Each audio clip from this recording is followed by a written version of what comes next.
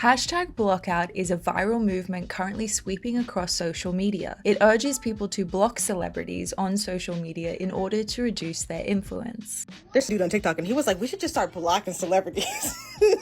And gave people his list, and I was like, ooh, I love the hate. It appears to be in response to growing disillusionment with the culture of celebrity elitism amidst our increasingly unequal society. This movement seems to have been sparked by the recent Met Gala, where displays of opulence and excess received sharp criticism, likening it to the dystopian world of the Hunger Games. Are you coming?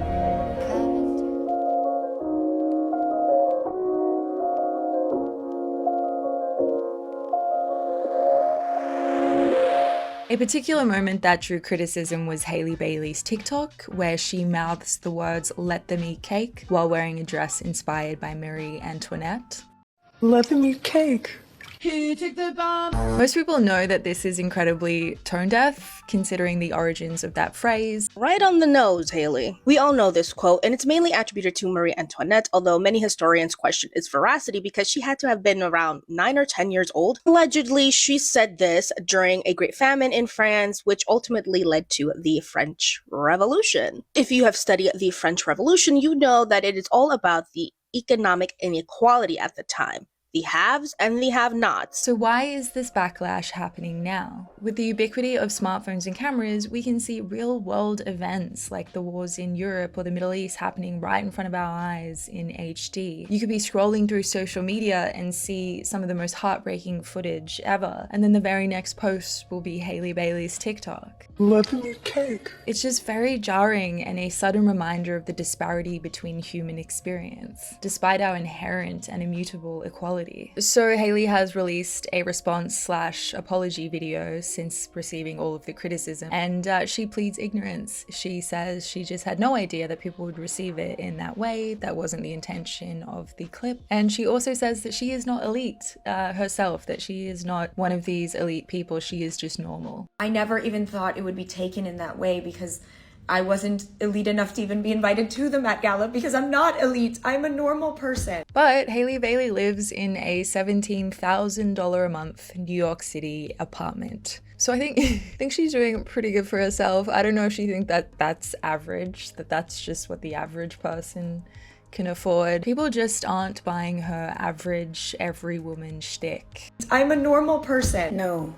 You're not. Not in any capacity are you considered a normal, regular, schmegular person. Having 10 million followers is not normal. Having a high-end apartment in New York City is not normal. Being a model isn't normal. Going to the events that you do is not normal.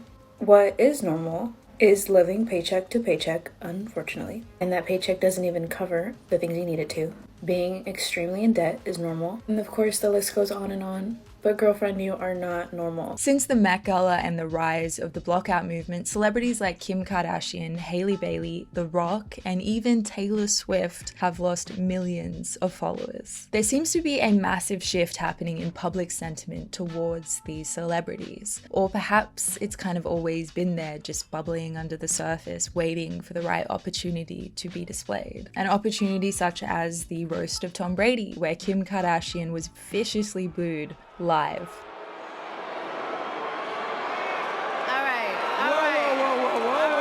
This moment was later edited out of the recording, and now if you go to Netflix, you won't see it in the roast at all. It's gone. In the edited version, it looks like she's done just as well as anyone else. You know, people were happy to see her take that stage. The reality is they weren't. But why were people booing her? They didn't boo anybody else in the same way, especially not before they had said a single joke. I think it might be because for a long time there's been this growing frustration over how much of our daily lives are interrupted by people like the Kardashians. I mean, if you're online, they're basically inescapable. And every time they do appear, you'll see the majority of comments express dissatisfaction about seeing them. Very few people actually want to come across a random Kardashian in the wild, but there they are. Oh, it's become such a problem. There are actually browser extensions and apps and stuff you can download that will cleanse your social media feed of the Kardashians and replace it with other news articles or photos of cats. I don't know, like random stuff. So that exists. guess like multiple versions of that exist. They're fucking inescapable. The booing that Kim received at the roast isn't common. So whilst it is a bit rude, it is still a genuine reflection of public sentiment towards her right now. And then Netflix made the decision to edit that part out of the roast. And yeah, that generated a lot of press. People were like, well, hey, we noticed this. Like, I don't think Netflix expected people not to notice that. I mean, it was so obvious. And so the choice by Netflix could have been this really weirdly clever marketing technique. They knew it would generate press, and they knew that it would also incentivize viewers to watch the live recordings in the future. And people were thinking, well, shit, I have to watch the live event if I want to catch the wild stuff that's later going to get cut out. And an executive at Netflix was interviewed for The Hollywood Reporter and basically confirmed as much. The reporter asked, "Walk me through the decision to edit out Kim Kardashian being booed."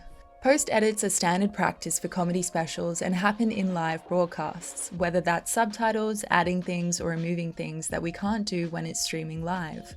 It's part of, quite frankly, the fun of watching it live to not miss those things. But I will just say this, in addition to that no talent were consulted as part of that. And they added this last part because there was a little bit of like a conspiracy theory going around that Kim Kardashian had paid Netflix $1 million to edit out her being booed. But yeah, I don't think she did that. I do think this was a marketing technique by Netflix. Watching the roast, obviously the professional comedians were the best at it. Nikki Glaser was incredible. Tony Hinchcliffe was also pretty good. But yeah, watching the celebrities tell their jokes and stuff and have it not go super great is both cringe but also humanizing. You get to see them be normal human beings who are just as terrified of public speaking as anyone else. I think it's interesting that so many viral celebrity moments have come out of live events where things can go wrong and everything can't be perfectly planned for, and so we get to see maybe the real person behind the mask. It seems like the veneer of celebrity perfection is increasingly at odds with a skeptical audience demanding authenticity. As the gap between rich and poor widens, people are no longer looking at the wealth and fame of celebrities as aspirational, but rather as unattainable and deeply unfair. It also doesn't help when celebrities who've always presented themselves as extremely kind and humble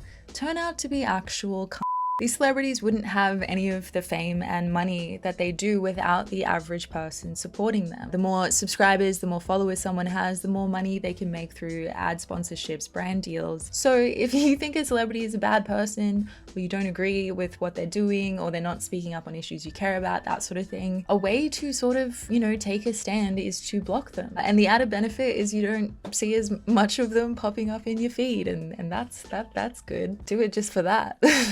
Gen Z in particular seems adverse to the two-faced nature of old school celebrity. People are no longer as easily manipulated into worshipping these celebrities based on their heavily curated public personas. Instead, this generation seems to trust influencers more as they are perceived as being more genuine and authentic. Well, until they're not, like in the case of Haleyy Baylee. So.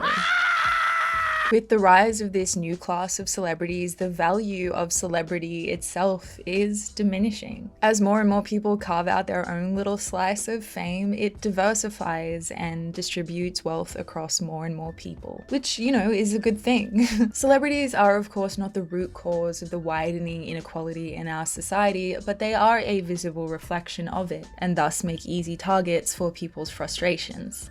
Like, this whole celebrity blockout thing is a wonderful idea. Stop giving them views and attention and their revenue streams will go down. It's a brilliant idea. But what about the ding-dongs in Washington who pass bills in the middle of the night that only benefit their geriatric dinosaur wallets? I just wish we took this same energy that we have on TikTok to block celebrities or annoying influencers, but not the people who have actual impact on our day-to-day lives. In conclusion, whether the blockout movement is successful or has any lasting deep impact is still yet to be seen. But what it does show is an increasing dissatisfaction with the widening gap of inequality and people's desire for more depth and authenticity. People are realizing that our attention has currency and it should be our choice on where we spend it. I look forward to seeing how our culture shifts around celebrity worship and also what will come next during future live events. Let me know your thoughts in the comments below. Are you participating in #blockout? Have you started blocking celebrities? Or do you think it's all a bit silly and won't have any real impact on the amount of influence they have? Thank you for watching, and thank you to my new subscribers. It was really awesome to be able to get over 100 subs in my first month, and I really appreciate that. Thank you so much. And you guys have an awesome life.